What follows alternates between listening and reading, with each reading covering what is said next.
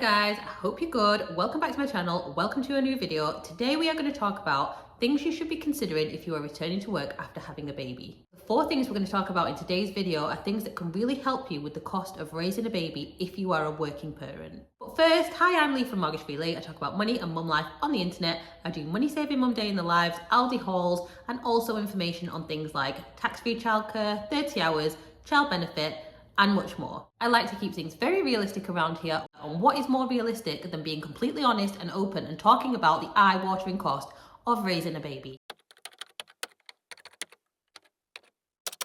First up, I want to talk about flexible working. You might have heard about it, you might not really understand what it is. If you are a parent who's going to go back to work after having a baby, you need to be thinking about it. So from the 6th of April this year, every employee in Great Britain has a day 1 right to request flexible working. So you don't have to have been working there for a certain amount of time. You can ask from day 1. Flexible working is so important as a working parent. Honestly, it has changed my life.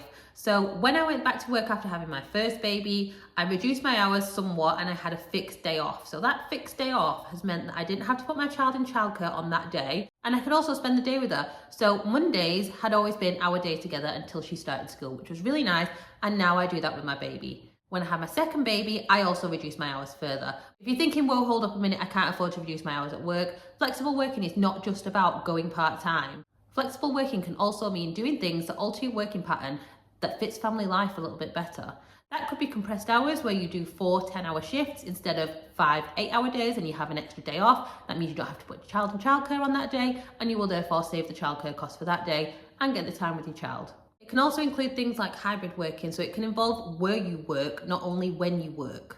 If you're in the kind of job where you think there's no way they would ever let me go part-time, you could consider a job share. That's where you split your job with someone else and the pair of you together make up a full-time role. So that's definitely worth considering if you want to go part-time but you don't think that your employment would allow it. There are literally so many options when it comes to flexible working, and they're so unique to each personal circumstance. For example, you might decide that you want to go on permanent nights because that just suits your family working life better depending on your shifts. It really is down to you and your personal circumstances as to what suits you the best. So when it comes to flexible working, you have the right to ask. You don't have an automatic right to have it granted. But if your workplace aren't going to allow it, your employer does have to give a valid business reason as to why they are not going to allow it. That is why I would always recommend that if you are going to go for flexible working, you do it officially. I'm not saying don't talk to your employer about it first, but what I am saying is do put in an official request for flexible working. Don't just have a conversation in the office and say, oh, I'd like to do flexible working, and then they go, oh no thanks, that's not going to work for us. Because doing it in that formal way means that you're holding them to account, you're asking them to give you the valid business reason as to why they can't allow it. And if they don't give a valid business reason, then you might have grounds to take it further. Clearly, if flexible working allows you to put your child in childcare less, that will save you money on childcare bills. Now we're going to move on to child benefit. Child benefit is a benefit that most working families will be able to claim. There is a higher income threshold with child benefit, but it recently changed to taper from £60,000 to £80,000 per year. So as long as one of you, not both of you, one of you is not earning more than £80,000, you should be eligible to some child benefit. There are different rates for child benefit. Your first child will get £25.60 per week. But any additional children will get less at £16.95 per week. That is the 2024 to 2025 rates for child benefit. You need to make sure that you're claiming your child benefit because it's actually over £1,300 per year for your first child. Child benefit is actually now super easy to apply for because you can apply for it online. You will need your child's birth to have been registered. So don't delay with that because you can't claim your child benefit without your child's birth being registered. But don't worry because they will backdate it for a short period.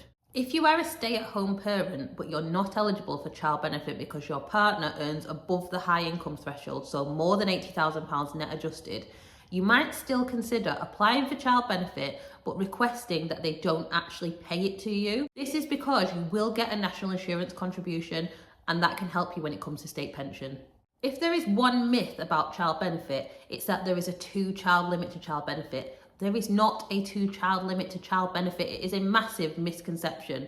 The reason that people think there is a 2-child limit to child benefit is because there is a limit on receiving additional benefits for children, aka tax credits or universal credit. There is not a limit to the number of children you can claim child benefit specifically for. If you are not on benefits and you are working but you're not going over the higher income threshold, you can claim child benefit for as many children as you like. Even if you are on benefits, you may still be able to claim for a third child, but the overall benefits cap will apply.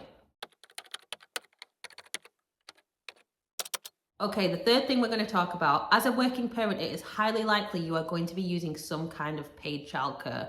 If you are using paid childcare, you need to be claiming tax-free childcare as long as you are eligible. Tax-free childcare is a government scheme where the government will pay £2 for every £8 that you pay towards childcare, up to a maximum of £2,000 per year. I have done a whole video on this. I will link it into the description box so that you can go back and look at that one in specific. To be eligible for tax-free childcare, both parents, if you're in a two-parent household, need to be working the equivalent of 16 hours on the national living or minimum wage. You also can't be earning more than £100,000 net adjusted, but that is for a single earner, not both of you. It doesn't matter how much both of you earn together, it matters how much one of you earns separately. So for most of us, we're not going to be earning that amount of money. So that high threshold isn't going to matter. So with tax-free childcare, you apply online, you get a tax-free childcare account. You will need a government gateway ID to get this account. You need to give your nursery your tax-free childcare code so that they know it's your child's bill that's being paid. When you get your nursery bill, you send money to your tax-free childcare account. If you're not over the maximum amount, now we'll link a blog post that explains this in the description box, then you can work out how much to send to your tax-free childcare account by timesing the amount on your nursery bill by 0.8. You send that much to your tax-free childcare account, the government will top it up, and you can then pay your nursery bill in full from your tax-free childcare account. It sounds really complicated, but it's actually super easy to use. The important thing here is that you remember you need to reconfirm your circumstances every 3 months. Don't miss that confirmation. They will send you an email. It will be inside of your tax-free childcare account. Make sure you reconfirm your circumstances every 3 months. People often ask me when they can apply for tax-free childcare, and the answer is 31 days before your return to work. So if you are returning to work from having a baby in the next 30 days and you have a child that's going into paid childcare, start applying for your tax-free childcare account now. So far, we've talked about flexible working, how to get over £1,300 per year in child benefit for your first child, and how to get up to £2,000 per year of your childcare bill paid by the government. So the last thing I want to talk about is funded hours, and this is a little bit messy at the moment. Now, again, I have done a whole entire video about this. I also have a blog post. I will link them all in the description box so you can look at those in detail. So the slight complication with funded hours at the moment is that the government is currently extending them. So from September the 1st, we are in the second wave of the extension, which is that all children from 9 months old are going to get 15 hours of funded childcare. Prior to this, eligible working parents only got 30 hours from age 3. But it's now going to be from 9 months, which is amazing, but it's coming in stages, so it's a little bit messy. Providing that nothing changes after the election, and there's no suggestion at the moment that it will, all children from 9 months old will get 30 hours of funded childcare. But again, there's eligibility criteria, and that is that parents are working a minimum of 16 hours per week on the national minimum or living wage, and that they're not earning as a one single earner over £100,000 in net adjusted income. Again, if you are a stay-at-home parent and your partner is earning over £100,000 in net adjusted income, you will still get some funded childcare. So 15 hours funded childcare for 3 and 4 year olds is actually universal. It doesn't matter how much or how little you're earning, that is the absolute minimum your child is going to get, 15 hours from 3 to 4 years old at the moment. Applying for funded hours goes through your tax-free childcare account. So my child will be eligible for the new 15 hours as of September 1st. And when I reconfirmed for my tax-free childcare this time, it automatically gave me my code for my funded hours. You'll need to speak to your nursery once you have your funded hours code, because you may need to fill in forms to make sure that they can claim your funding from the local council.